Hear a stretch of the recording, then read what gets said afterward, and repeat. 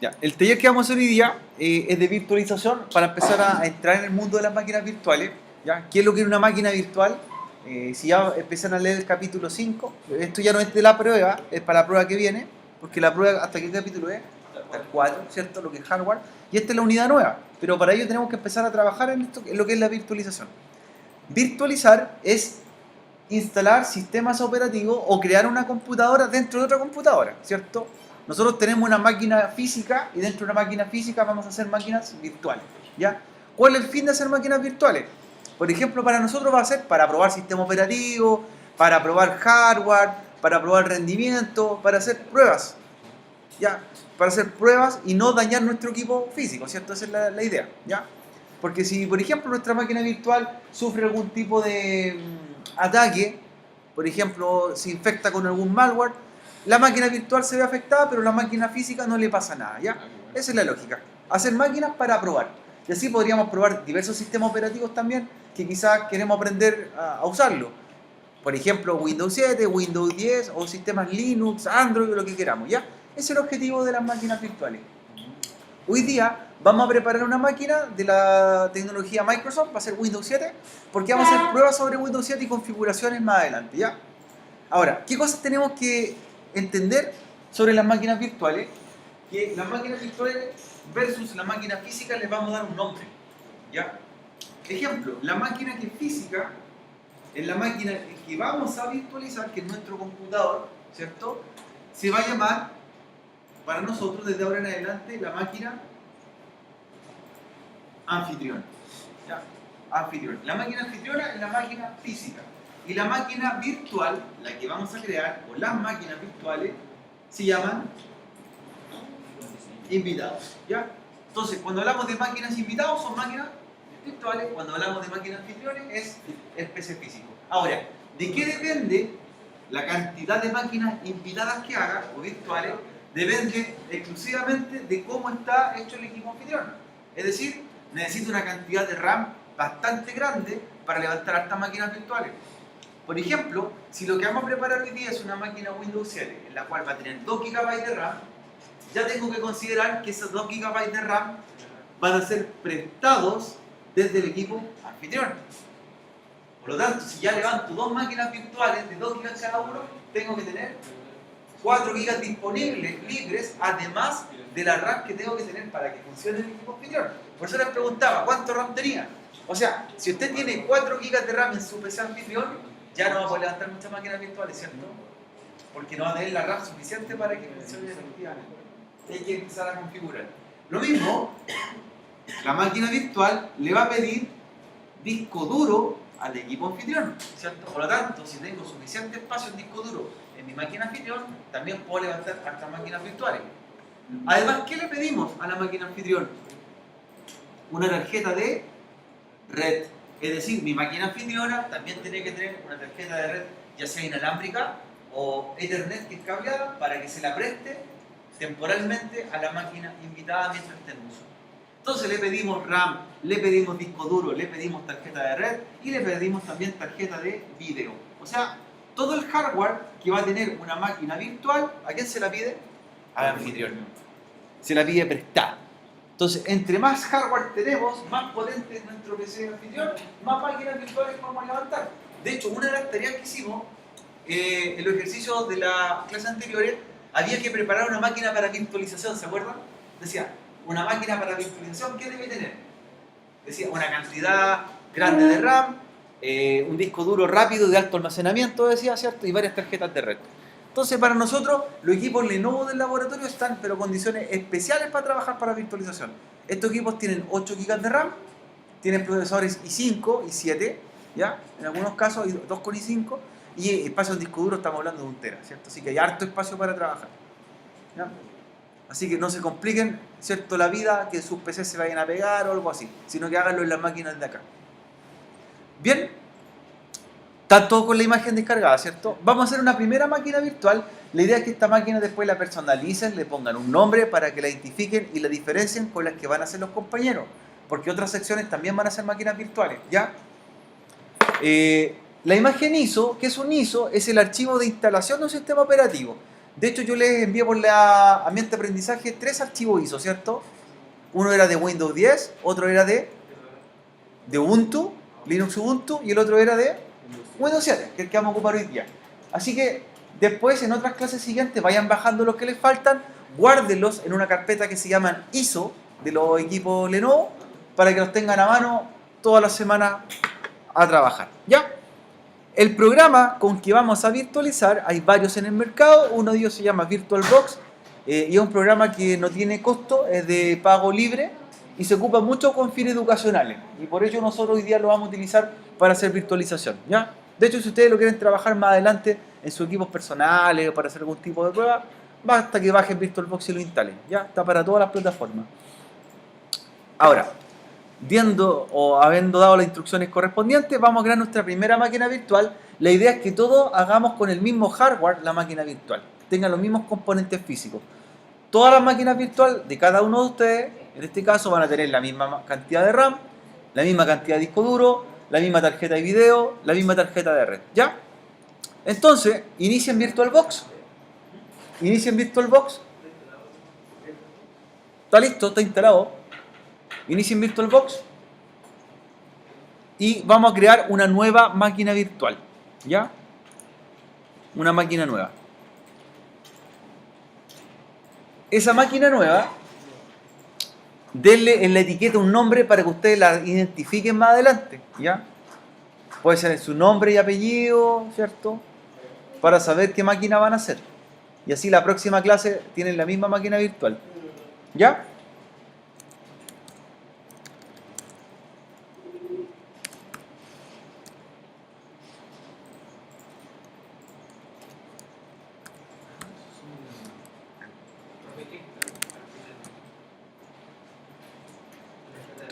Ahí vamos a ir haciendo, tranquilo, tranquilo. Ya. Están creando la primera máquina virtual, ¿cierto? Nombre y sistema operativo. Tienen que elegir el nombre que le van a dar para identificarlo. Recuerden que van a hacer más de una máquina virtual más adelante. El sistema operativo que van a hacer, en este caso es Microsoft Windows. A elegir Microsoft Windows y luego les pregunta qué versión, ¿cierto? La versión que van a utilizar. Elegimos entonces Microsoft Windows. Si se dan cuenta, ya hay una gama de sistemas operativos a desarrollar o a implementar. Y de las versiones que vamos a ocupar hoy día, vamos a ocupar la versión Windows 7 64 bits, ¿ya? Tu procesador de 32 bits entonces. ¿O no tiene activado virtualización? Ya, por eso le pedí, ojalá que lo hiciéramos los equipos de acá. Ya elige la versión que tengas solamente. La que tengas disponible. ¿Ya? Listo. Nombre, sistema operativo, versión. ¿Estamos? Ya. Siguiente paso.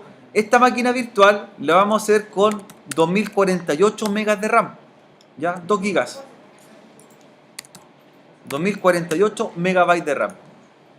De hecho, ahí les va a indicar cuánta tienen disponible, ¿cierto? Sí. Le va a decir cuánto es el límite de la máquina virtual y cuánto le pueden dar. De hecho, hay un indicador en verde. Si usted se pasa del límite verde, significa que ya su equipo anfitrión no va a poder levantar más máquinas virtuales. ¿Ya? Así que 2048 para este caso. ¿Bien? Ya, 2048 megas. Carlos, ¿bien? Luego le va a decir crear un disco virtual. Tenemos que crear un disco virtual donde se va a instalar, en este caso, el sistema operativo. Nos recomienda que sean 25 gigas. Nosotros vamos a hacer un disco virtual de 20 gigas. ¿Ya? 20 gigas es lo que vamos a ocupar. ¿Ya? Entonces vamos a crear un nuevo disco virtual. Me pregunta de qué tipo lo vamos a hacer. El tipo es BDI. ¿Ya? BDI. ¿Qué diferencia tiene el disco virtual BDI de las otras opciones que hay? Aparece una opción que dice VHD y otra VMDK, en mi caso. BDI es un disco virtual que se crea con el programa VirtualBox, ¿ya? Si fuese VHD, es un disco virtual que se crea para que sea utilizado con un virtualizador que se llama VirtualPC, ¿ya? O Hyper-V, que es de Microsoft, y el que se llama VMDK es un disco virtual que se crea para ser utilizado con un software que se llama VMware, ¿ya? Con otros programas de virtualización. Como nosotros vamos a jugar VirtualBox, ¿cuál sería el tipo? VDI, ¿ya? VDI, siempre VDI. Entonces seleccionamos VDI. Siguiente, me pregunta si va a ser reservado dinámicamente o de tamaño fijo. ¿Ya? ¿Qué diferencia entre uno y otro? Reservado dinámicamente se refiere a que el disco va a ir creciendo con el tiempo de acuerdo a la cantidad de datos que le demos. Por ejemplo, si este disco virtual que vamos a hacer nosotros va a tener, o le dimos un tamaño de 20 GB, no significa que inmediatamente los 20 GB va a ocuparlo del disco anfitrión, ¿ya? Sino lo que va a hacer es que va a ir creciendo con el tiempo hasta llegar a un máximo de 20 GB. Es decir, si la instalación que ocupemos ahora ocupa 5 GB, ¿cuánto va a ser el tamaño de nuestro disco virtual? 5 GB. El máximo que va a tener van a ser 20. Ahora, si nosotros seleccionamos tamaño fijo, hay una diferencia. Si elegimos que el disco sea de 20 GB, inmediatamente ocupa 20 GB. ¿Ya? Entonces, reservado dinámicamente es un disco virtual que va a ir creciendo hasta llegar a los 20 GB. Si lo hacemos como tamaño fijo, ocupa los 20 GB a la primera. ¿Ya? Esa es la diferencia. ¿Cuál vamos a ocupar? Reservado dinámicamente, ¿cierto? Para que así no sea tan grande el archivo. O si no, sería ya un archivo de 20 GB. Y copiarlo en un pendrive para llevárselo es muy grande, ¿cierto? Muy grande. Así que reservado dinámicamente. Es que te saltaste todas las opciones, por eso. Te pusiste siguiente, crear, por eso.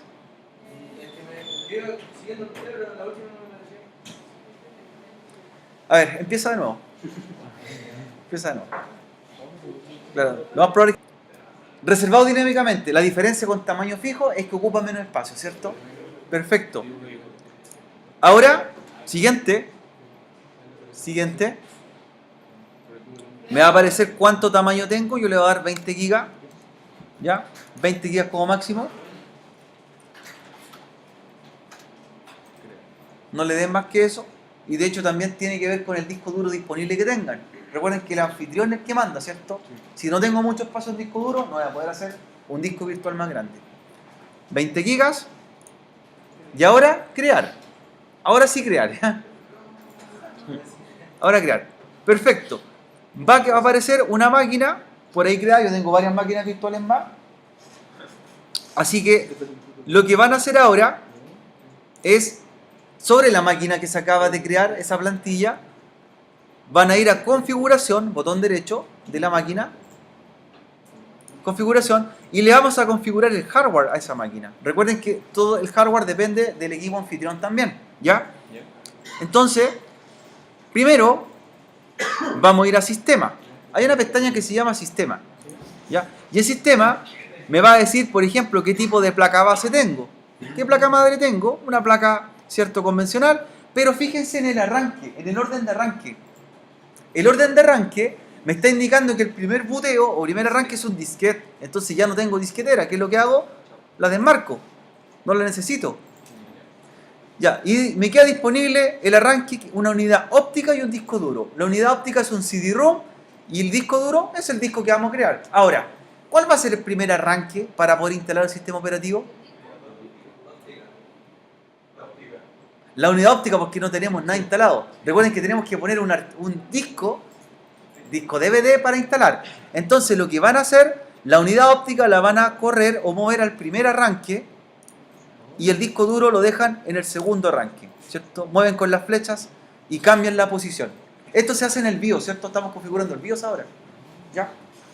Unidad óptica, primer arranque, disco duro, segundo arranque. ¿Qué pasa cuando ya instalemos el sistema operativo? Después hay que cambiarlo a que el disco duro sea el primer arranque y la óptica el segundo. ¿Ya? Recuerden que esta máquina no tiene nada, pues estamos armando el hardware. Pero se puede deshabilitar la óptica. Claro, se puede deshabilitar.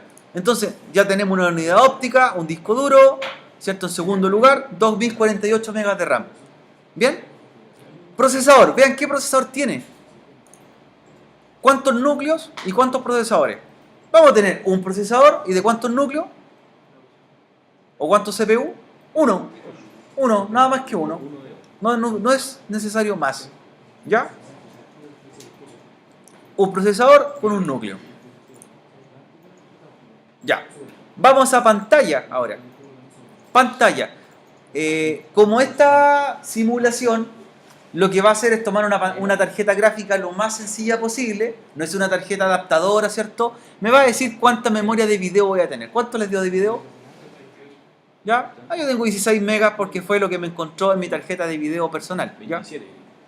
Así que con eso es suficiente. ¿Ya? Vamos a almacenamiento ahora. Recuerden que estamos armando el hardware del equipo, ¿cierto? Video, arranque. Ahora en almacenamiento les va a aparecer que tenemos una controladora de qué tipo? SATA. Me detectó que son SATA los dispositivos. Por lo tanto, ya tengo un disco duro de tipo VDI, ¿cierto? Que va a ser de 20 GB, pero la unidad de CD está vacía, ¿cierto? Sí. Dice vacío. ¿Qué es lo que vamos a hacer ahí? Vamos a montar el archivo ISO o el disco de instalación, ¿cierto? Que va a ser de Windows 7. ¿Ya? Entonces, ya que tenemos pinchado la unidad que dice vacío, que es el CD-ROOM, pinchado, se van al lado, ¿cierto? Donde aparece la unidad óptica y aparece una especie de CD. La pinchan y lo que van a hacer ahí es cargar o montar el Windows 7. Vayan a buscar el archivo de Windows 7. Ya, busquen su ISO que descargaron y cargan el Windows 7. ¿Ya? ¿Lo cargaron? Sí. ¿Sí? El que descargaron ustedes, ¿por cierto? Sí. Ya. Tenemos listo entonces el archivo de instalación que es el ISO, ¿cierto? El descargado de las clases anteriores. Ahora, en audio no vamos a hacer mucho. De hecho, en audio toman los controladores básicos de la placa, que son generalmente Core Audio o Audio Intel. ¿Ya? De hecho, no vamos a ocupar para escuchar música en la máquina virtual, así que no es tan necesario. Ya, vamos a una parte importante, en la red. Ahora sí. En la red, en la tarjeta de red, se van a dar cuenta que nuestra máquina virtual pudiese tener hasta 4 tarjetas de red, ¿cierto? Sí. 4 adaptadores, que podrían ser inalámbricos, cableados u otros. ¿Ya? Lo que vamos a hacer ahora es por lo menos elegir uno, que es el adaptador 1. El 2, 3 y 4 no los vamos a ocupar para este ejercicio. Solamente el adaptador 1, que esté habilitado, y les va a decir conectado a, ¿cierto? Conectado a. Entonces, cuando le apliquen conectado a, van a aparecer distintas opciones, ¿ya? Distintos tipos de redes, red interna, red NAT, ¿cierto? NAT. Lo que vamos a ocupar nosotros es hacer que nuestra máquina virtual sea un equipo independiente de la máquina anfitriona y por lo tanto tenga su propia dirección IP, tenga su propia dirección MAC y pueda salir al exterior. Por lo tanto, lo que vamos a ocupar nosotros es adaptador puente, ¿ya? Ocupamos adaptador puente. ¿Bien? Cuando les pregunta para adaptador puente, les dice en qué tarjeta va a ocupar para salir. Donde dice nombre. ¿Ya? Van a salir un listado de tarjetas de red según el equipo que ustedes tengan, ¿cierto? La que van a elegir ustedes es la que se llame Ethernet. Conectaron por la cableada. Hay una pestaña más abajo que a veces la omiten y es importante que la veamos. Dice avanzadas. Desplieguenla, que viene oculta, ¿cierto? Esa pestaña que dice avanzadas les va a salir a ustedes en su tarjeta el tipo de adaptador de red que tienen. De hecho, es un adaptador emulado. En mi caso dice que es un Intel Pro 1000 MT Desktop.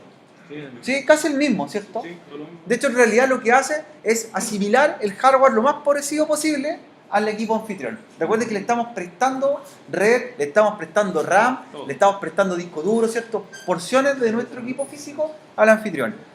Y luego dice modo promiscuo, ¿cierto? Ya aparecen 3 estados.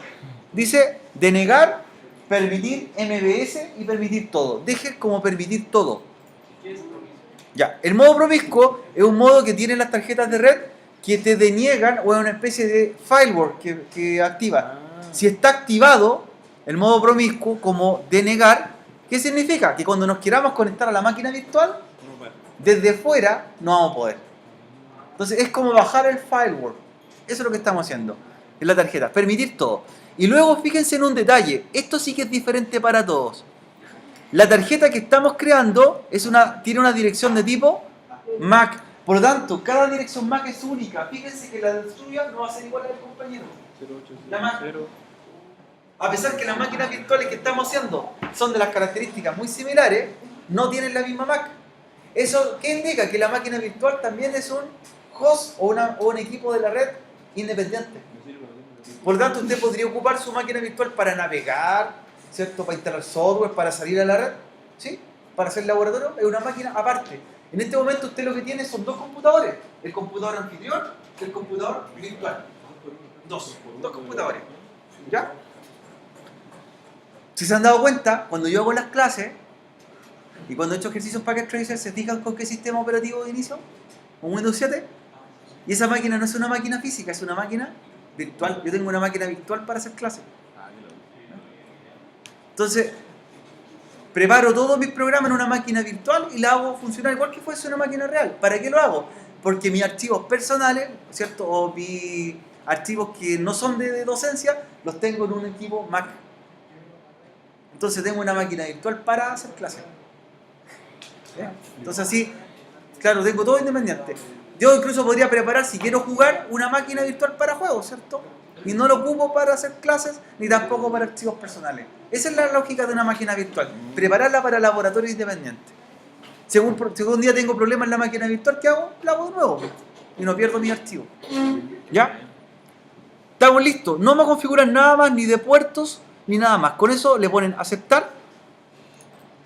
Y la máquina estaría en condiciones de que la empecemos a instalar. ¿Bien? Ahora, van a iniciar la máquina virtual nueva, ¿cierto? Con doble clic y vamos a empezar a hacer la instalación del sistema operativo. De hecho, la máquina virtual no va a hacer nada porque no tiene nada instalado. Vamos a hacer la instalación, ¿cierto?, del sistema operativo, pero con algunas configuraciones recomendadas, ¿ya? Entonces cargamos y lo más probable es que le empiece a cargar el instalador de Windows 7.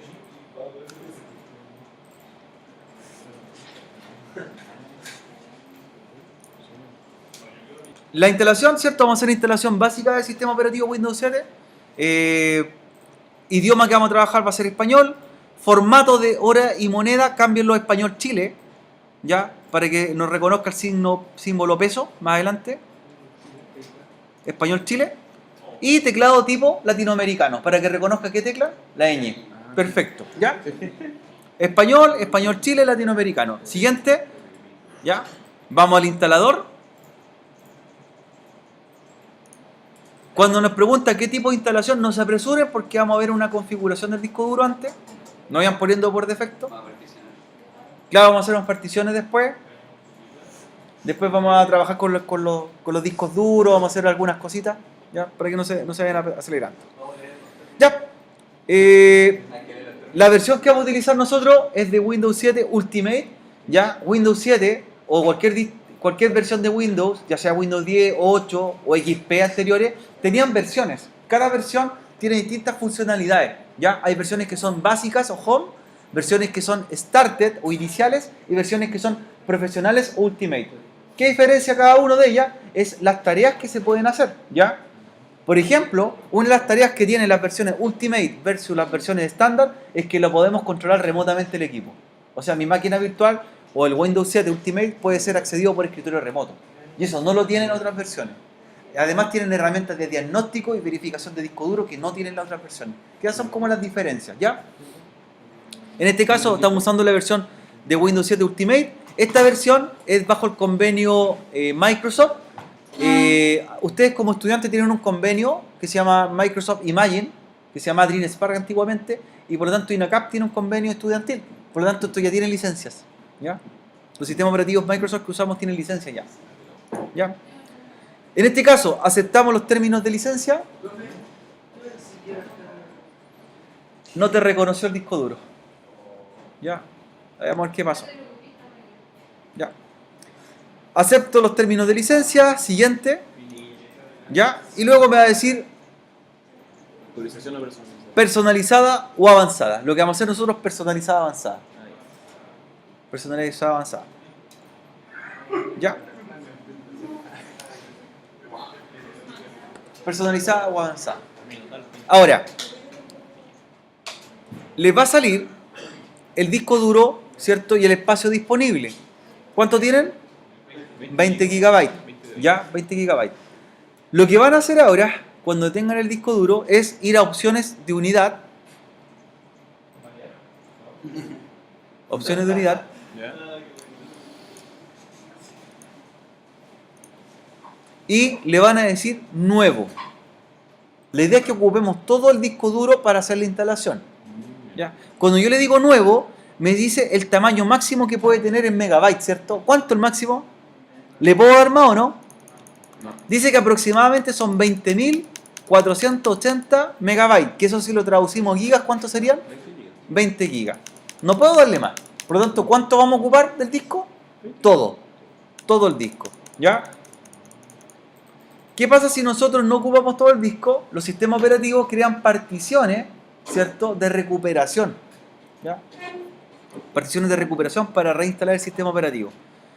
¿Ya? Le decimos aplicar, aceptar, y fíjense lo que va a hacer. Me va a dejar la partición de 19,9 gigabytes y me dejó una partición pequeñísima de 100 megas, ¿cierto? ¿Qué es lo que se instala ahí? En esos 100 megas se instala un archivo que es uno de los más importantes de los sistemas operativos y se llama kernel. El kernel, ¿qué es lo que es? El kernel es el cerebro del sistema operativo. ¿Ya? El kernel es el sistema operativo. ¿Qué se almacena ahí? Toda la configuración propia del sistema operativo. Le va a decir, por ejemplo, qué sistema operativo estoy instalando, cómo funciona el sistema operativo, ¿ya? Es el núcleo del sistema operativo, qué versión vamos a trabajar, etcétera, ¿ya? Así que es importante reconocer que el kernel ocupa un espacio, en este caso de 100 megabytes. Todos los sistemas operativos tienen un kernel, ¿ya? No importa el tipo de sistema que estén trabajando, ¿ya? Así que ahí ya sabemos que vamos a ocupar 19,9 gigabytes para instalar el sistema operativo y esos 100 megas son para el kernel, ya que lo vamos a ver con detención después cuando trabajemos. Ahora, ¿dónde vamos a instalar el sistema operativo? En la partición 2, ¿cierto? El kernel está reservado para ello. Y le decimos siguiente y empieza la instalación. Ya, ahí vamos a dejar unos minutos. Ya, cuando los que vayan más avanzados, ¿cierto? Cuando lleguen a la etapa casi final de instalación, ahí lo que tienen que aplicar es el nombre de usuario, o sea, un nombre de suyo, nombre propio.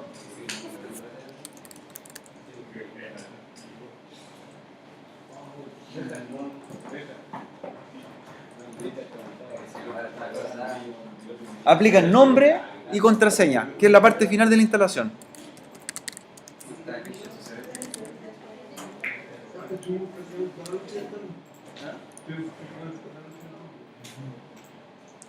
Y este punto, cuando les pregunte licencia jóvenes al final, chicos, pongan atención, esta parte, cuando les pida licencia,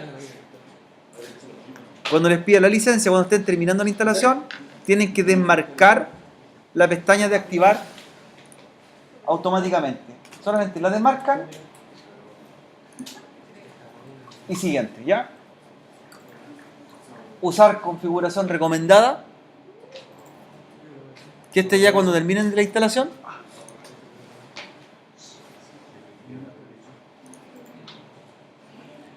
Ajustar hora y fecha, ya nos damos cuenta que hay un problema ahí, ¿cierto? ¿Ya? ¿Qué hora tenemos? Son las...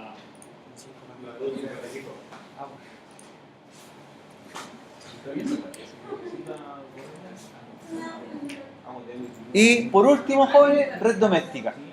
Si ya aparece red doméstica, nuestra máquina está lista para conectarse a la red. ¿Ya? Va a obtener una dirección IP también y podría empezar a salir al exterior. ¿Ya? Esos son los pasos finales. En ambas máquinas es lo mismo. Es dar un nombre y contraseña, luego desmarcar donde dice activar licencia y luego red doméstica.